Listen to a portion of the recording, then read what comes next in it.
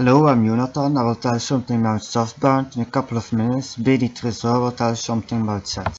First, I'm going to repeat the different types of memory safety. Spatial memory safety, which protect pointers from reading or writing data outside the object. This can be buffer overflows, overwriting the return address, and so on. Secondly, temporal memory safety will protect for reading or writing to objects that no longer exist. They are also referred to as dwelling pointers. Softbound is a tool to enforce spatial safety. This happens by compile-time transformations of the C code. Extra code is asserted at runtime for the checking of the pointer bounds. This happens by a pointer-based approach, but I'll tell something about that later. Softbound can be run with two modes. The first is the full checking mode, which is used for security critical applications. This offers spatial safety, but comes with an overhead of 67% at runtime. Store-only checking mode, on the other hand, is used for low overhead debugging, and now there's only an overhead of 22%. But this comes at a disadvantage. There is only checked for out-of-bound writes.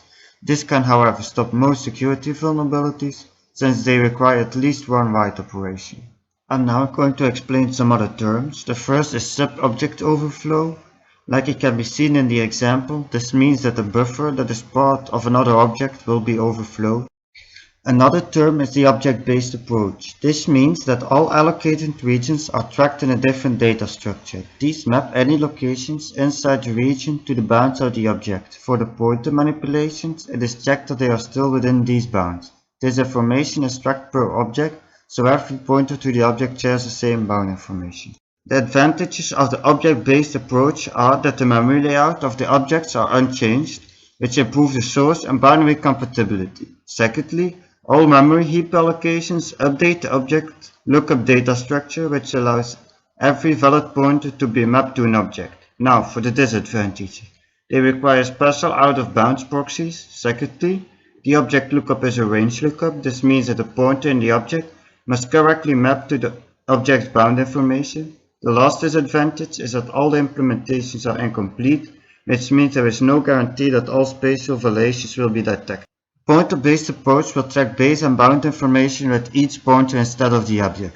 So two distinct pointers can point to the same object with each a different base and bound data.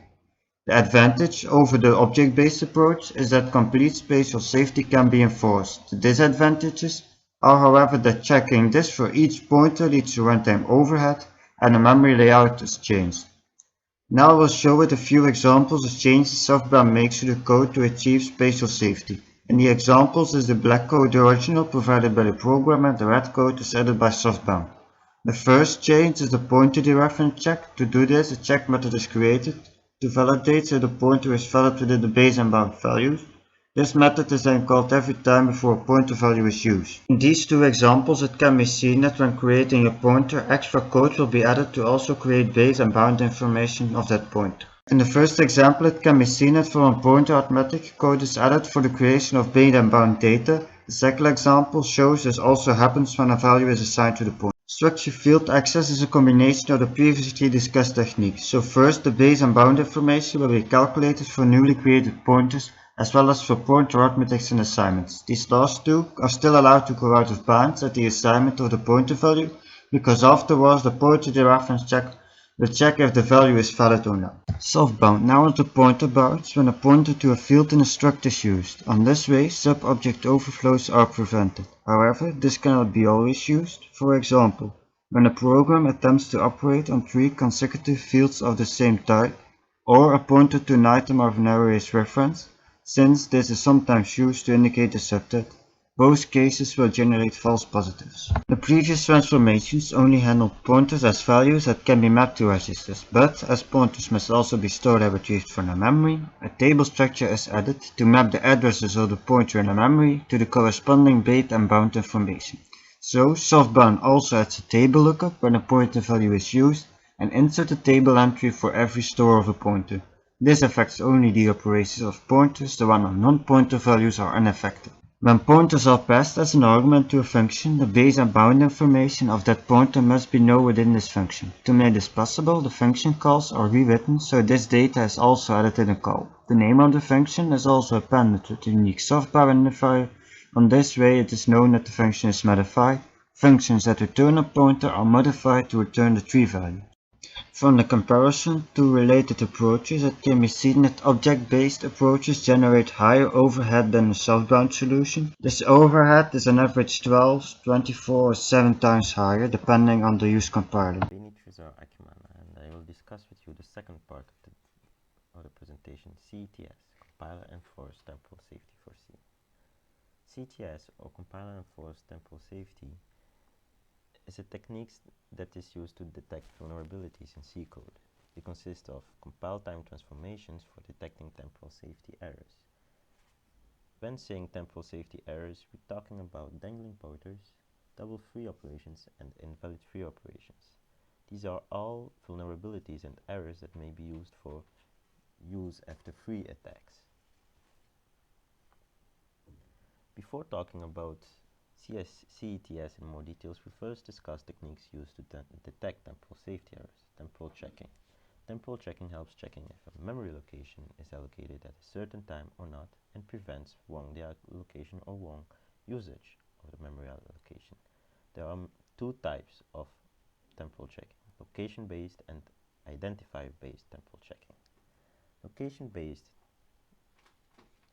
temporal checking uses the location itself or the address to check whether the location is allocated or not. It creates extra data structures to save the status of each memory location and consults when dereferencing a pointer. Identifier-based temporal checking uses unique identifiers, and each allocation gets an identifier based on the pointer. On each pointer dereference, the identifier is checked if it is still valid or not. The two techniques may have disadvantages. Location-based temporal checking fails in case of reallocation, but still provides higher compatibility. Identifier-based temporal checking may cause overhead because of extra data for each pointer. Pointers that carries the extra data are called fat pointers. Now we can discuss the temporal checking in CETS. CETS uses an identifier-based temporal checking called lock and key checking. Even though it is based on an identifier-based checking to detect all temporally safeties, it uses a location-based temporal checking shadow space mechanism to increase its compatibility. The CETS lock and key works by adding two additional fields to each pointer. The first additional field is a unique allocation key. To ensure the allocation key is unique for each allocation and for each pointer, CETS uses a 64-bit counter. The second field is a lock address pointing to a lock location. This lock location holds a lock value, and that value is used to verify if a location is still allocated or not. The reference is then only possible if the lock value is still correct. Now, to make it more clear, let's take a look at the allocation and deallocation mechanisms. When allocating memory, CETS gets a unique key from the counter, allocates lock location, allocates memory for lock location, and then the lock value is initialized to the key value. For the memory deallocation, the only thing that has to happen is to set the lock value to a default invalid key value. The checks for dangling pointers and double free checks are then easy. We just check if the lock value is equal to the key. Now the CETS shadow space. It is basically a data structure used to look up the keys and the lock addresses. It represents a two-level lookup tree. CETS assumes virtual addresses are 48 bits long and uses 45 of them for the indexing of the tree in order to create 2 to the power 22 first level entries and 2 to the power 23 second level entries, which holds the keys and the lock addresses. Now we discussed temporal safety, but what about spatial safety? It's important to know that CETS does not check spatial safety violations. Instead, it will assume spatial safety, and therefore spatial safety is required for CETS. Spatial safety is required for CETS because casts or pointer arithmetical operations could make keys and lock addresses invalid. Now, softbound, that has been discussed by Jonathan before me, can be used in combination with CETS to check both spatial and temporal safety violations. Now, we have tested CETS on 17 SPAC benchmarks. The results showed that for all of them there was less than 200% runtime overhead, with an average of 66% runtime overhead, and the average was even 48% when optimized by removing unnecessary checks. When combined with Softbound, it had a 117% average runtime overhead, and with all runtime overheads less than 300%. If we can also compare these results with other temporal checking approaches. The memcheck,